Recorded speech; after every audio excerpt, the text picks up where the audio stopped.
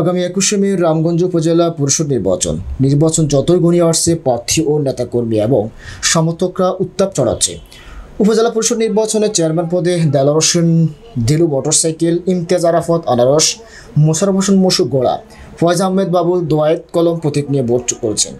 মহিলা vice chairman পদে সুরাইয়া আক্তার শিউলি, পদ্মফুল, শামসুদ আক্তার ফুটবল, রোকসানা শামসু হাঁস ও আমেনা আক্তার বিথি কলস।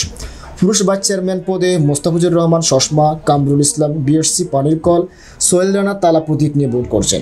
সোমবার বিকেলে দরবেশপুর ইউনিয়ন পরিষদের সামনে আনারসের প্রতীকের উঠান বৈঠক অনুষ্ঠিত হয়েছে। দরবেশপুর ইউনিয়ন পরিষদের চেয়ারম্যান মিজানুর রহমানের সভাপতিত্বে সাধারণ সম্পাদক নুরুল হোসেন পাটোয়ারির সঞ্চালনায় প্রধান অতিথি হিসেবে প্রার্থী ইমতিয়াজ আরাফাতের বাবা জেলা পরিষদ ও চেয়ারম্যান আলহাজ মোহাম্মদ শাহজাহান বক্তব্য রাখেন।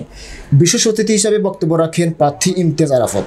কেন্দ্রীয় ছাত্রলীগের সাবেক সমাজ কল্যাণ বিষয়ক সম্পাদক এম.এ. মোমিন পাটোয়ারি, নামচর ইউনিয়ন পরিষদের চেয়ারম্যান ফয়েজুল্লাহ জিসান, করপাড়া ইউনিয়ন পরিষদের চেয়ারম্যান জাহিদ হোসেন, ভোলাকোট ইউনিয়ন পরিষদের সাবেক চেয়ারম্যান বশির আহমেদ বিপি মানিক, কাউন্সিলর মামুনুর রশিদ, মেহেদী হাসান শুভ, মনির হোসেন সহ জেলা উপজেলার আওয়ামী লীগের নেতৃবৃন্দ।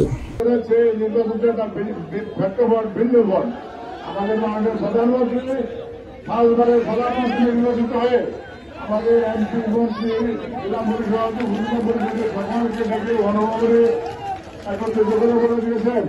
আমি 5 বছরের মতো প্রধানমন্ত্রী হয়েছি। আমি আর কোনো মার্কা বা দল থেকে কোনো আমি নির্বাচন করতে দিতে চাই না। আমি চাই জনগণের প্রার্থী হইতে হবে। যদি উনি প্রার্থী হয় তাহলে আমি ভোট করব না, এটি আমাদের কথা ছিল। কিন্তু দুর্ভাগ্য, যে কোনো এক কালো ছবলের কারণে যে কোনো এক অন্ধকার রুমের মধ্যে বৈঠকে রুলেমিন কাকাকে ব্ল্যাকমেইলিং করে এখানে ওনাকে ভর্তি করতে দেওয়া হয়নি। সেখানে অন্য আরেকজন প্রার্থীকে সমর্থন দেওয়া হয়েছে শুনেছি, জাতীয় পত্রিকায় নিউজ দেখেছি। একটি বড় অঙ্কের টাকা সেখানে লেনদেন হয়েছে এবং